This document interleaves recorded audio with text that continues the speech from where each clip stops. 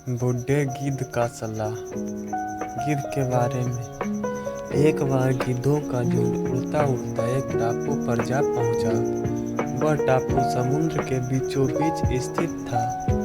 वहां ढेर सारी मछलियां, मेंढक और समुद्री जीव थे। इस प्रकार गिद्धों को वहां खाने पीने को कोई कमी नहीं थी। सबसे अच्छी बात यह थी कि वहां गिद्ध का शिकार करने वाला कोई जंगली जानवर नहीं था। गिद्ध वहां बहुत खुश था। फिर इतना आराम का जीवन उन्होंने पहले कभी नहीं देखा था। उस गिद्धों का झुंड में अधिकांश गिद्ध युवा थे। वे सोचने लगे कि अब जीवन भर इसी टापू पर रहना है, यहाँ कहीं नहीं जाना है, क्योंकि इतना आरामदायक जीवन कहीं नहीं मिलेगा। लेकिन उन सब के बीच में एक बूढ़ा गिद्ध भी था, वह जब युवा गिद्धों को देखता तो चिंता में पड़ जाता। वह सोचता कि यहाँ के आरामदायक जीवन का इन युवा गिद्धों पर क्या असर पड़ेगा। बूढ़े गिद्ध का सलाह यहीं से स्टार्ट होता है। क्या ये वास्तविक जीवन का अर्थ समझ पाएंगे? यहाँ इसके सामने किसी प्रकार की चुनौती नहीं है। ऐसे में जब कभी मुसीबत इनके सामने आ गई तो ये कैसे उसका सामना करेंगे? बहुत सोचने के बाद एक दिन बूढ़े गिद्ध ने सभी गिद्धों की सभा बुलाई। वही टापू पर सभी गिद्ध आ पहुंचे। अपनी चिंता जताते हुए वह सबसे बोला, इस टापू में रहते हुए हमें बहुत दिन हो गए हैं। मेरे विचार से अब हमें वापस उसी जंगल में चलना चाहिए जहां हम पहले रहते थे, जहां से हम आए हैं। यहाँ हम बिना चुनौती का जीवन जी रहे हैं।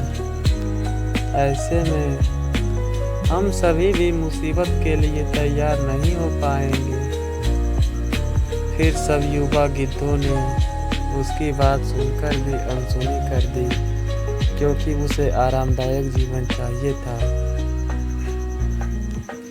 उन्हें लगा कि बढ़ती उम्र के असर से बूढ़ा गिद्ध सठिया गया है, इसलिए ऐसी बेकार की बातें कर रहा है। उन्होंने टापू की आराम की जिंदगी छोड़कर जाने से मना कर दिया। फिर बूढ़े गिद्ध ने उन्हें समझाने की कोशिश की कि तुम सब ध्यान नहीं दे रहे कि आराम के आदी हो जाने के कारण तुम लोग उड़ना तक भूल चुके हो।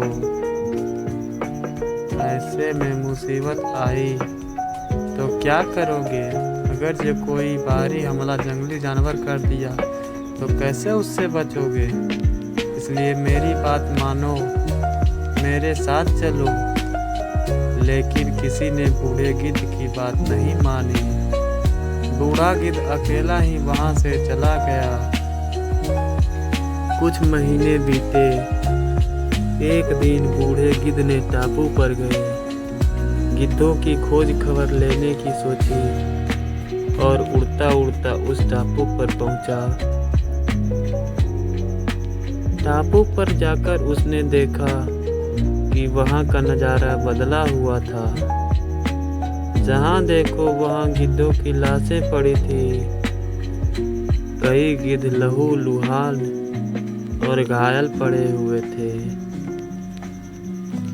हैरान की बात तो यह है कि बूढ़े गिद्ध ने एक घायल गिद्ध से पूछा, ये क्या हो गया?